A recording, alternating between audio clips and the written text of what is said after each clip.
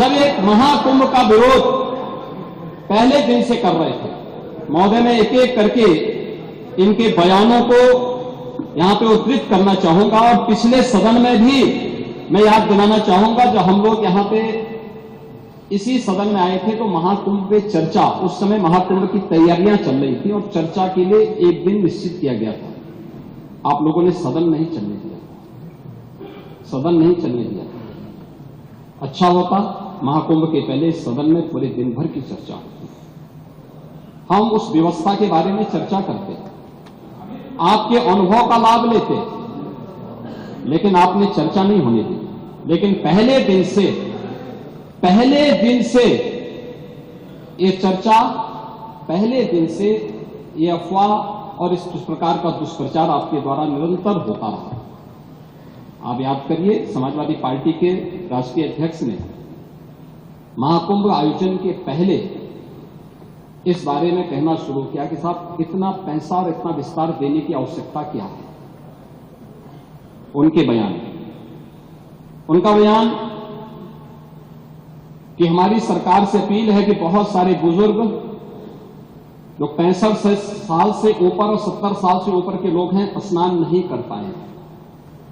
उसके बाद फिर उनके बयान आए, जब शुरू हो गया, फिर लगातार अगर समाजवादी पार्टी के सोशल मीडिया हैंडल को देखें, वो आपके संस्कारों के अनुसारी भाषा का प्रयोग भी करते हैं और जिस प्रकार की भाषा का उसमें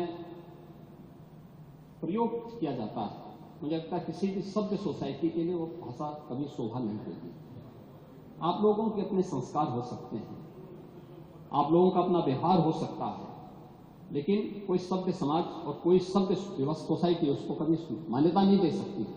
लेकिन उसके माध्यम से लगातार दुष्प्रचार किया गया।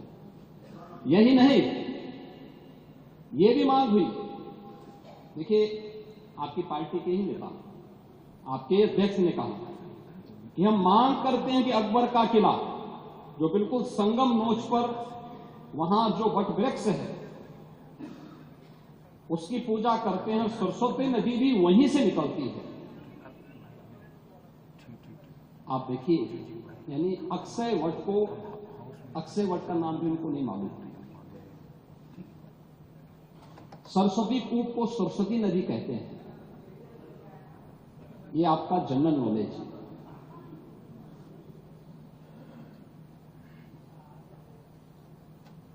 इन्होंने कहा महाकुंभ कोई शब्द नहीं, क्योंकि महायोजन के लिए बहुत सारा पैसा निकालना था, पैसे की बर्बादी करनी थी, इसलिए नाम भी इन्होंने महायोजन दिया।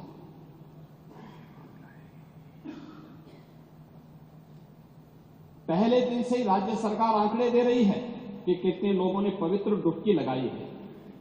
जो लोग पवित्र डुबकी लगाने वालों की संख्या बता सकते हैं, वे यह नहीं बता पा रहे हैं कि कितने लोगों की जान चली गई।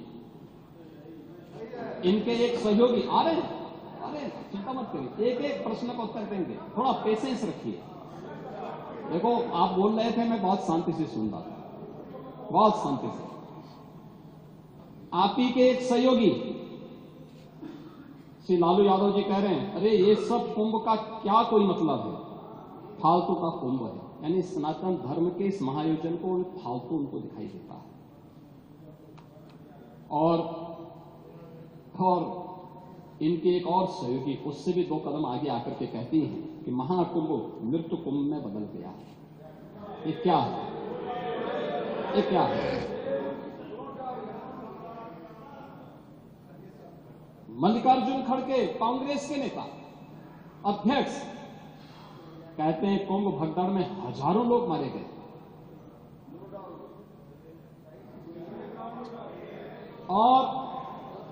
और जया बच्चन क्या कहती हैं, ये समाजवादी पार्टी की नेत्री है। इस देश में अभी सबसे बड़ा मुद्दा महाकुंभ भगदड़ की घटना है। उन मृतकों की सही संख्या बतानी चाहिए और जनता को सफाई देनी चाहिए। उन्होंने आगे क्या बात कही, उन्होंने कहा व्यवस्थाएं आम आदमी के लिए नहीं बल्कि वीआईपी के लिए थी। शवों को गंगा में बहा दिया गया, इससे पानी प्रदूषित हुआ है। यही पानी लोगों तक पहुंच रहा है। ये इस प्रकार के गैर जिम्मेदाराना बयान